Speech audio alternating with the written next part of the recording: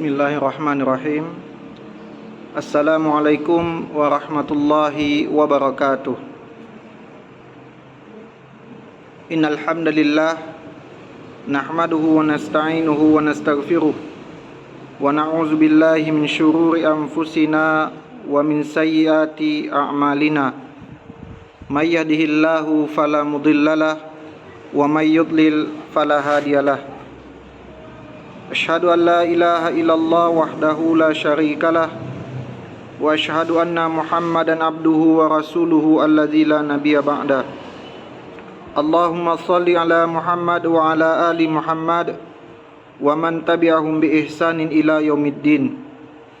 Qala Allahu jalla wa ala fi kitabihil karim, ya ayyuhalladzina amanuttaqullaha haqqa tuqatih wa la tamutunna illa wa antum muslimun. Ya ayyuhan nasu taqu rabbakumul ladzi khalaqakum min nafsin wahidah wa khalaqa minha zawjaha wa batha minhuma rijalan katsiran wa nisaa wattaqullaha allazi tasaaluna bihi wal arham innallaha kana 'alaikum raqiba. Ya ayyuhalladzina amanu taqullaha wa qulu qawlan sadida yuslih lakum a'malakum wa yaghfir lakum dhunubakum wa may yuti'illaha wa rasulahu faqad faza fawzan 'azima. Amma ba'du, fa inna asdaqal hadisi kitabullah wa khairal huda huda Muhammad sallallahu alaihi wasallam wa syarral umuri muhdatsatuha fa inna kulla muhdatsatin bid'ah wa kulla bid'atin dhalalah wa kulla dhalalatin finnar. Masyiral muslimah, ayyuhal akhwat al-karimat, rahimani wa rahimakumullah. Senantiasa kita bersyukur kepada Allah tabaraka wa ta'ala, di mana sampai saat ini Allah senantiasa mencurahkan karunia yang tiada terkira kepada kita. Dan tentunya setelah Allah menganugerahkan begitu banyak nikmat kepada kita, kemudian Allah tabaraka wa ta'ala melembutkan hati kita untuk mengolah nikmat tersebut yang beraneka ragam bentuknya dalam bentuk ketaatan kepadanya. Maka tentunya ayyuhal akhwat al-karimat rahimani wa rahimakumullah, kita berdoa kepada Allah tabaraka wa ta'ala agar nikmat ketaatan ini tidak diambil dari jiwa-jiwa kita. Amin, Allahumma amin. Selanjutnya salawat serta salam, Allahumma shalli ala Muhammad wa ala ali Muhammad. Senantiasa juga kami mengajak kepada kita bersama agar melazimkan, mewiridkan lisan kita, membasahi lisan kita untuk berselawat kepada Nabi sallallahu alaihi wasallam. Kita berharap dengan salawat-salawat yang senantiasa basah lisan kita dengannya, ini menjadi hujjah nantinya agar Allah tabaraka wa ta'ala mempertemukan kita dengan Nabi kita Muhammad sallallahu alaihi wasallam, ya, di padang mahsyar nantinya, sebelum Allah mempertemukan kita dengan Nabi kita Muhammad sallallahu alaihi wasallam di surga Jannatun Naim. Amin, Allahumma amin. Ayyuhal akhwat al-karimat rahimani wa rahimakumullah. Pada kesempatan yang berbahagia ini kita akan membahas, ya, satu tema, yakni sebab lemahnya kaum muslimin, di mana dari beberapa tema-tema kecil dari tema yang besar ini, yakni tema besarnya adalah sebab lemahnya kaum muslimin. Nanti ada satu judul kecil atau sub kecil dari tema ini yang menjadi judul kajian kita pada kesempatan kali ini, yakni menolong agama Allah Subhanahu wa taala. Kita akan membagi menjadi 6 poin, ya, 6 subjudul kecil, ya, di mana judul besar daripada kajian kita ini adalah sebab lemahnya kaum muslimin. Ya, sebab lemahnya kaum muslimin. Ayol akhwat al-karimat, a'azzani Allah wa iyyakum jami'an. Kaum muslimin, semoga Allah, ya, merahmati seluruh kaum muslimin yang hari ini, ya, kita mengetahui dari media, dari beberapa media, baik media sosial media maupun televisi, tentang saudara-saudara kita di Palestina, ya, di mana banyak anak-anak menjadi korban, anak-anak yang tidak berdosa menjadi korban akibat, ya, peperangan atau akibat ulah Yahudi laknatullah alaihi kepada saudara-saudara muslim kita di negeri para nabi, ya, di negerinya Palestina. Maka ini sangat memprihatinkan kita. Apa yang terjadi di negeri Palestina sangat memprihatinkan. Kami katakan bahwasanya duka yang melanda negeri Palestina bukanlah duka mereka semata, atau apa yang terjadi di Gaza hari ini bukanlah duka mereka semata, akan tetapi duka itu adalah dukanya kaum muslimin.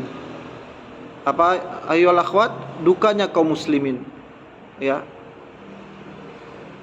Apa yang ditimpa, apa yang menimpa mereka hari ini adalah kesedihan kita bersama. Tidak ada orang yang ia beriman kepada Allah hari ini, saat ini, ketika melihat video-video pembantaian, melainkan hatinya akan meringis. Ia ingin meraung, seolah-olah ia ingin ikut langsung, ya, terjun ke negeri Palestina untuk membantu dari apa yang ia miliki dari dirinya. Maka ayol akhwat al-karimat, rahimani wa rahimakumullah, apa yang terjadi di hadapan musuh-musuh Islam, di hadapan orang-orang kafir, kita ini adalah kaum yang sangat lemah. Dari sisi peradaban kita tertinggal, dari sisi ekonomi kita tertinggal, belum lagi dari sisi yang lain kita terjajah dan dijajah. Bahkan tidak sedikit dari kaum muslimin, dari anak-anak, dari wanita, dari orang-orang lansia yang dibunuh akibat kekejaman orang-orang kafir tersebut. Belum lagi, ya, dalam tubuh Islam itu sendiri. Lalu, ya, dalam tubuh Islam sendiri terpecah belahnya kaum muslimin, di tubuh kaum muslimin sendiri. Kemudian apa sebab lemahnya kaum muslimin saat ini? Ya, apa sebabnya kenapa kita sangat lemah? Dari beberapa elemen, dari beberapa aspek kita sangat lemah. Maka, ya, pada kesempatan ini kita akan membagi beberapa judul kecil atau poin, ya, ada 6 poin. Poin yang pertama, ayolah akhwat al-karimat, rahimani wa rahimakumullah, penyakit yang menimpa umat Islam saat ini. Ini poin yang pertama. Penyakit yang menimpa umat Islam saat ini. Kaum muslimin, ayolah akhwat al-karimat, semoga Allah merahmati kita. La syakkun, tidak ada keraguan akan yang menunjukkan sebab umat Islam saat ini, atau penyakit yang membuat Islam ini jauh tertinggal dari umat-umat yang lainnya, ya, induknya adalah kebodohan akan agama. Kebodohan akan agama. Ini adalah pusat, ini adalah poros kenapa kaum muslimin tertinggal dari kaum-kaum yang lain. Adalah bodohnya seseorang dari agamanya itu sendiri. Jahil akan terhadap syariat Islam, tidak mengerti akan hukum-hukum syar'i. Ya, ini adalah, ya, alasan yang utama sehingga dengan alasan ini akan melahirkan sebab-sebab lainnya. Ala kulli hal, inilah alasan utama yang menyebabkan kaum muslimin itu tertinggal dari kaum-kaum yang lain, yang menyebabkan kaum muslimin tertindas, bahkan diperangi oleh orang-orang kafir dan sekutunya. Ayolah akhwat al-karimat, a'azzani Allah wa iyyakum jami'an. Kebodohan adalah merupakan penyakit yang sangat-sangat mematikan. Bagaimana tidak mematikan ayolah akhwat al-karimat? Karena tatanan beragama akan rusak bila mana kita tidak faham terkait ilmu agama. Akan rusak, ya. Rusak seseorang akibat ilmu agama. Bisa juga rusak kepada sang dai yang tidak faham akan ilmu agama. Disebutkan, ya, oleh Syekh Muhammad Nasiruddin Al-Albani, kisah yang tidak nyata, ya, akan tetapi kita bisa mengambil ibrah darinya. Ya, apa kisah tersebut? Seseorang yang ulama besar, ya, dia akan melakukan safar atau bepergian, sehingga ia memiliki kekhawatiran di belakangnya kalau jamaahnya tidak memiliki tempat untuk bertanya. Maka sang syekh ini, sang ulama ini memiliki anak yang tidak faham akan ilmu agama, tidak faham dengan ilmu agama, sehingga diwasiatkan kepada sang anak oleh ayahnya yang seorang ulama tadi, kalau ada yang bertanya kepadamu tentang perkara agama, kamu akan jawab seperti ini, fi hazihil mas'alah qaulani, ya, di dalam perkara ini, ya, memiliki dua jawaban, ya. Maka seiring berjalannya waktu ayolah akhwat al-karimat, ya, orang-orang bertanya kepada sang anak, apa hukumnya ini? Maka anak ini menjawab, dalam perkara ini, ya, ada dua jawaban. Hingga ada seorang yang saleh, seorang yang ahli ilmu mengetahui bahwasanya ini enggak bisa dibiarkan. Sang anak ini adalah, ya, orang yang jahil terhadap agama. Kemudian untuk membuktikan sang anak ini, maka orang saleh ini pun bertanya, asyakkun fillah. Dia bertanya dengan sesuatu, ya, tentang bahagian daripada akidah. Asyakkun fillah, apakah boleh meragukan Allah? Lihat, yang ditanya adalah apakah boleh meragukan Allah. Maka sang anak ulama tadi yang tidak ada kapasitasnya untuk memberikan ilmu agama, dia pun mengatakan fi hazil mas'alah qaulani, dalam perkara ini terjadi perbedaan pendapat. Maka ini adalah kekeliruan, ya, mungkin ini adalah cerita lucu-lucuan, akan tapi menunjukkan kalau seseorang tidak faham atau seseorang jahil, tidak mengerti terkait din, terkait agama, ya, bukan hanya membinasakan dirinya, tapi juga akan membinasakan orang lain, ya. Maka kebodohan merupakan penyakit yang sangat-sangat mematikan, ya. Maka kebodohan ini ayolah akhwat al-karimat, ya, telah menghujam, ya, mayoritas dari kaum muslimin saat ini, ya, telah menghujam hati-hati kaum muslimin saat ini. Orang-orang tidak mengerti tentang mana yang benar dari syariat, mana yang tidak, sehingga ketika seseorang mengamalkan kebenaran dari agama ini, orang-orang akan mencibirnya, ya, orang-orang akan mencelanya. Ini menunjukkan bahwasanya, ya, kebenaran itu, bahwasanya ilmu itu telah mulai redup di kalangan kaum muslimin itu sendiri. Poin kedua ayolah akhwat al-karimat. Poin kedua.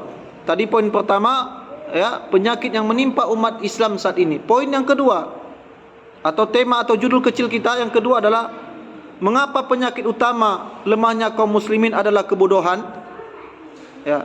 Mengapa penyakit utama lemahnya kaum muslimin adalah kebodohan? Nah, ini poin yang kedua. Maka kita katakan bahwasanya yang menunjukkan bahwa sebab terbesar adalah al-jahl. Al-jahl fid din, kebodohan akan ilmu agama terhadap Allah, terhadap syariat-syariat agama, terhadap aturan-aturan agama yang seharusnya seseorang berpegang teguh dan mengilmui 3 hal tersebut. Nabi sallallahu alaihi wasallam bersabda, yang artinya barang siapa yang Allah kehendaki kebaikan, maka Allah akan pahamkan kepadanya ilmu agama. May yuridillahu bihi khairan yufaqihu fid din. Barang siapa yang Allah inginkan kebaikan atas seseorang, maka Allah akan pahamkan kepadanya ilmu agama. Maka kebaikan itu tidak ada melekat kepada seorang muslimah kecuali dengan ilmu agama. Tidak ada kebaikan yang terletak kepada kaum muslim melainkan itu dengan ilmu agama. Seseorang akan mampu memfilter, akan mampu menyaring mana yang betul-betul bahagian agama, mana yang bukan, mana yang sunnah, mana yang mengada-ngada, mana yang syirik, mana yang tauhid, dan seterusnya. Maka oleh kerana itu ayolah akhwat al-karimat, bahwasanya tanda Allah akan memberikan kebaikan dan kebahagiaan bagi individu bangsa adalah al-ilmu. Adalah al-ilmu. Allah akan memudahkan urusannya untuk belajar. Bukan berarti tiba-tiba dia menjadi orang yang faqih, orang yang alim kerana Allah inginkan kebaikan, tidak. Tapi Allah mudahkan urusannya dalam belajar agama. Allah akan mudahkan urusannya untuk menerima ilmu agama. Allah mudahkan urusannya dalam memahami ilmu agama. Inilah poin di mana lemahnya kaum muslimin itu terletak pada kejahilan. Jadi kejahilan ini ayolah akhwat, lihat apa yang terjadi. Seseorang yang tidak akan faham dengan ilmu agama yang benar, apa yang terjadi kepada kaum muslimin kita, saudara kita di Palestina. Ada oknum yang tidak faham. Oknum yang tidak faham hanya bermodalkan semangat menolong, semangat jihad, tapi yang ia lakukan memiliki dampak kepada orang-orang yang lemah di antara kaum muslimin. Para ulama kita bersepakat agar jika tidak mampu mempertahankan negeri mereka, tanah Gaza itu, dinasihati mereka untuk keluar dari negeri-negeri mereka. Tapi apa yang terjadi? Ada sebahagian orang-orang yang mengatakan tidak, kita harus memerangi. Yang terjadi apa? Seperti seseorang yang mengambil jarum pentul dan menusukkan ke bokongnya singa. Mungkin terasa sakit bagi singa, tapi yang terjadi mudarat yang lebih besar akan menimpa orang yang menusuknya. Kerana kita sangat lemah, sangat-sangat lemah. Maka inilah poin yang kedua, di mana lemahnya kaum muslimin itu, di mana penyakit yang paling utama terkait kemerosotan kaum muslimin dari semua aspek dan elemen itu karena kejahilan akan ilmu agama. Ayol akhwat al-karimat, a'azzani Allah wa iyyakum jami'an. Kemudian poin yang ketiga, bahwasanya penyakit cinta dunia dan takut mati. Penyakit cinta dunia dan takut mati. Hubbud dunya wa karahiyatul maut. Atau yang dikenal dengan al-wahan. Nabi sallallahu alaihi wasallam menceritakan, mengkhabarkan tentang orang-orang yang mereka tertimpa dengan penyakit al-wahan. Hubbud dunya wa karahiyatul maut. Cinta dunia dan takut mati. Panjang angan-angan terkait dunia. Itulah yang terjadi secara umum daripada kaum muslimin. Ayyuhal akhwat al-karimat, a'azzani Allah wa iyyakum jami'an. Ini adalah sebab lain yang menyebabkan kaum muslimin sangat-sangat tertinggal dari kaum yang lain, bahkan diperangi, karena mereka lebih mencintai dunia ini, mencintai dunia ini. Dan tentunya ayolah akhwat, penyakit hubud dunia ini tidak akan bisa ada kalau seseorang itu paham dan mengerti akan agama, paham dan mengerti tentang ilmu agama. Jadi turunan daripada penyakit kejahilan di antaranya adalah hubbud dunya wa karahiyatul maut. Cinta dunia, ya, dan membenci kematian. Ayol akhwat al-karimat, a'azzani Allah wa iyyakum jami'an. Nabi sallallahu alaihi wasallam bersabda, hadis yang diriwayatkan oleh Ahmad dan Abu Daud, ya, di mana Nabi SAW bersabda yang artinya hampir saja para umat, maksudnya yang kafir dan sesat, mengerumuni kalian dari berbagai penjuru, ya.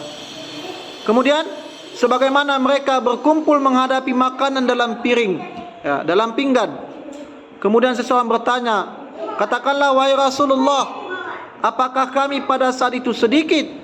Rasulullah sallallahu alaihi wasallam bersabda, bahkan kalian pada saat itu jumlahnya sangat banyak, ya. Akan tetapi kalian adalah sampah yang dibawa oleh air hujan. Allah akan menghilangkan rasa takut pada hati musuh kalian dan akan menimpakan kalian penyakit wahan. Kemudian seseorang bertanya, apa itu wahan? Hubbud dunya wa karahiyatul maut. Al-wahan itu adalah cinta dunia dan panjang angan-angan atau takut akan mati. Maka ayolah akhwat al-karimat, a'azzani Allah wa iyyakum jami'an. Sadaqa Rasulullah sallallahu alaihi wasallam.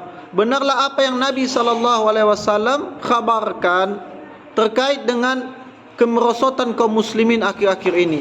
Itu tak lain dan tak bukan akan gambaran Nabi tentang banyaknya jumlah kaum muslim saat ini dibandingkan, ya, di awal-awal Islam.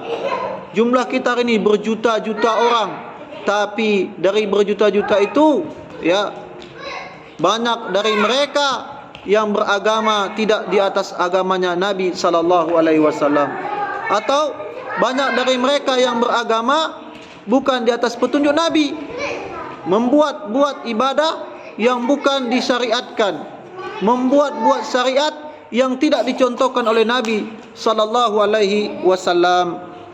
Ayol akhwat al-karimat, a'azzani Allah wa iyyakum jami'an. Sadaqa Rasulullah sallallahu alaihi wasallam, benar apa yang Nabi sampaikan, seolah-olah kaum muslimin hari ini seperti makanan di atas piring, di atas pinggan, di mana di semua sisi, ya, orang-orang mengambil makanan itu sendiri.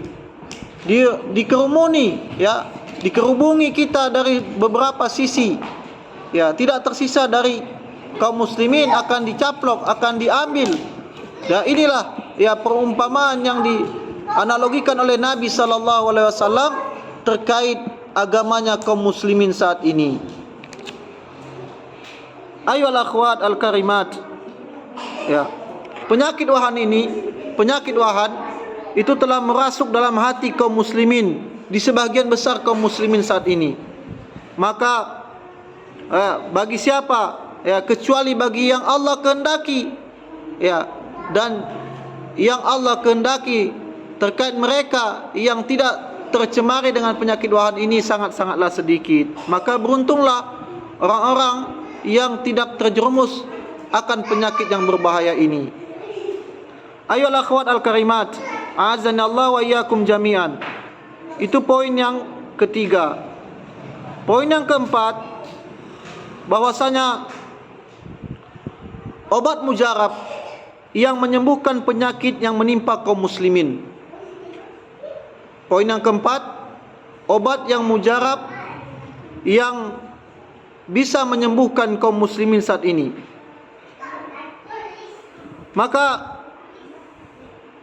setelah mengetahui berbagai penyakit yang menyebabkan kaum muslimin menjadi lemah di hadapan kaum kafir, ya, kaum Yahudi wan Nasara, yang disebabkan kebodohan adalah sebagai sebab utama, maka obat mujarabnya untuk mengobati penyakit ini tidak lain al-ilmu, tidak lain dengan ilmu agama, ya, karena dengan ilmu agama ini akan bisa membedakan mana yang hak dan mana yang batil, dan mana yang tersamarkan, mana yang penuh syubhat.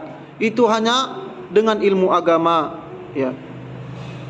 Hari ini banyak dari kaum muslimin, a'azzani Allah wa iyyakum jami'an, ya, yang tidak mengerti, ya, dia tasyabbuh dengan orang-orang kufar, dia mengikuti orang-orang kufar dalam berpakaian, dalam beragama, dalam muamalah, dalam aspek sosial lainnya, ya, dari sendi-sendi yang lain, semua mengikuti berfikirnya orang-orang kufar, ya.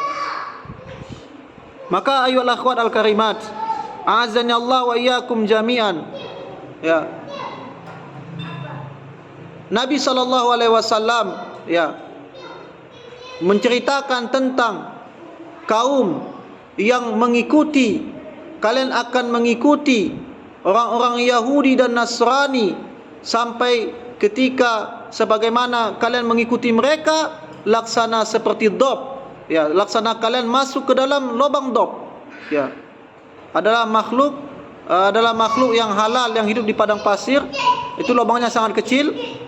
Kalian akan mengikuti mereka, mengikuti orang-orang Yahudi dan Nasrani dalam berbagai apapun, rangkaian yang lebih utama dalam bentuk agama, berfikiran dalam agama. Kalian akan mengikuti cara-cara orang Yahudi dan Nasrani sampai ketika dob pun masuk dalam lubangnya, kalian akan mengikutinya. Kemudian para sahabat menyela Nabi SAW, qila faman ya Rasulullah, al-Yahud wan Nasara, ya, apakah yang dimaksud itu adalah Yahudi dan Nasrani? Maka Nabi SAW mengatakan, ya, faman, kalau bukan mereka siapa lagi? Ya, inilah yang terjadi ayuhal akhwat al-karimat, ya. Inilah yang terjadi, ya. Kaum muslimin secara umum mengikuti karakter orang-orang Yahudi, ya. Di antaranya ayuhal akhwat, ketika dinasihati, ya, ketika dinasihati, mereka akan mengatakan, oh enggak, kami dapati apa yang kami, ya, terima dari orang-orang tua kami, dari atuk-atuk kami, dari kakek-kakek kami, ya. Ucapan-ucapan seperti ini tidaklah terlahir, ya, pertama sekali dari lisan mereka, melainkan ini adalah mengikuti dari para pendahulu mereka, dari orang-orang Yahudi, ya, dari orang-orang Yahudi. Ketika datang Islam, mereka mengatakan tidak, agama yang utama yang Allah turunkan ke muka bumi ini adalah Yahudi, ya. Inilah subhat yang mereka luncurkan.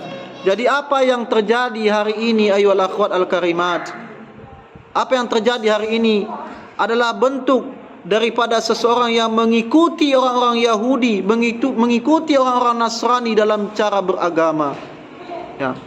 Kemudian poin yang kelima ayuhal akhwat al-karimat, tolonglah agama Allah, menolong agama Allah, ya, maka niscaya Allah akan menolongmu. Maka di poin ini ayuhal akhwat al-karimat, apakah Allah perlu ditolong? Apakah Allah perlu ditolong apa tidak?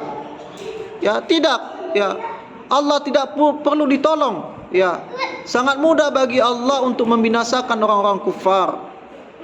Kerana menolong agama Allah, Allah Subhanahu wa taala berfirman dalam Al-Quran surah Muhammad ayat 7, ya ayyuhallazina amanu in tansurullaha yansurkum wa yusabbit aqdamakum.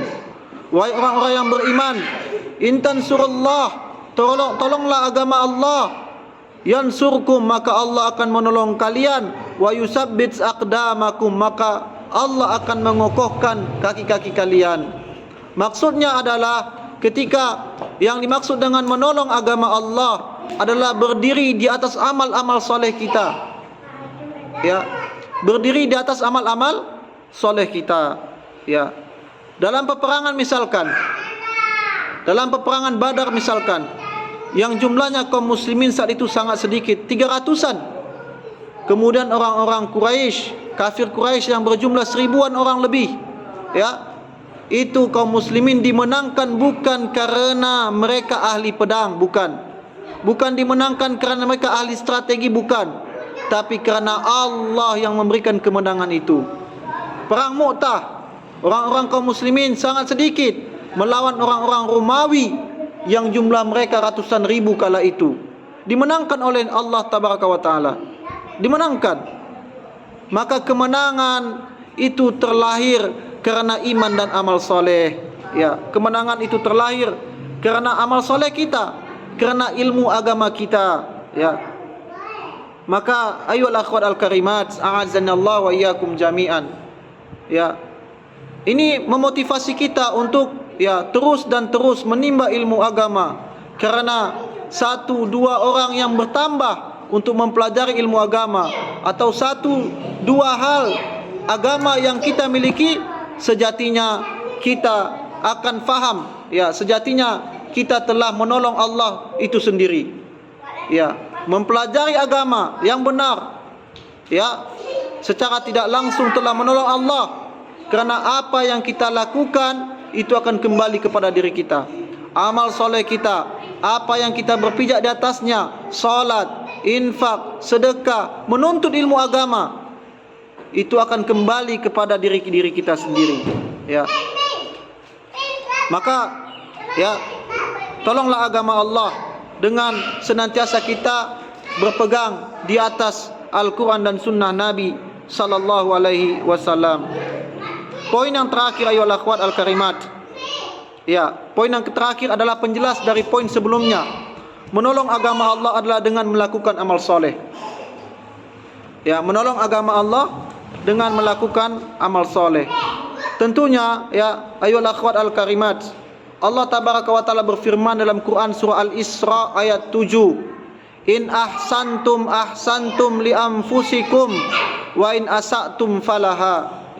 Apabila jika kalian beramal soleh, maka itu akan kembali kepada diri kalian sendiri, tidak kepada Allah. Allah tidak membutuhkan amal soleh kita. Wa in asatum falaha, dan apabila kalian melakukan fahisyah, dosa, maksiat kepada Allah, maka akan kembali kepada diri-diri kalian. Maka inilah 6 poin penting seseorang itu, 6 poin penting di kajian kita di sore hari yang berbahagia ini. Sebab lemahnya kaum muslimin, sebab di mana kita diperangi oleh berbagai penjuru dari kaum muslim, dari orang-orang kufar, orang-orang yang memusuhi Islam. Jadi kaum muslimin hari ini ayolah akhwat al-karimat, bukan hanya diperangi dari luar saja, akan tetapi juga dirongrong, dirusak di dalam tubuh kaum muslimin itu sendiri dengan amalan-amalan yang tidak dicontohkan oleh Nabi sallallahu alaihi wasallam. Maka pesannya adalah, ketika kita mau kaum muslimin jaya kembali, ketika kita mau kaum muslimin dimenangkan oleh Allah, tidak ada jalan, tidak ada cara melainkan dengan al-ilmu, dengan ilmu agama. Semoga Allah Subhanahu wa taala memudahkan urusan kita. Semoga Allah tabaraka wa taala menolong kaum muslimin, saudara-saudara kita di bumi Palestina. Mungkin itu saja yang dapat kami sampaikan pada kesempatan kali ini. Wassallallahu ala nabiyina Muhammad wa ala alihi wa ashabi ajmain. Subhanakallahumma wa bihamdika asyhadu an la ilaha illa anta astaghfiruka wa atubu ilaik. Assalamualaikum warahmatullahi wabarakatuh.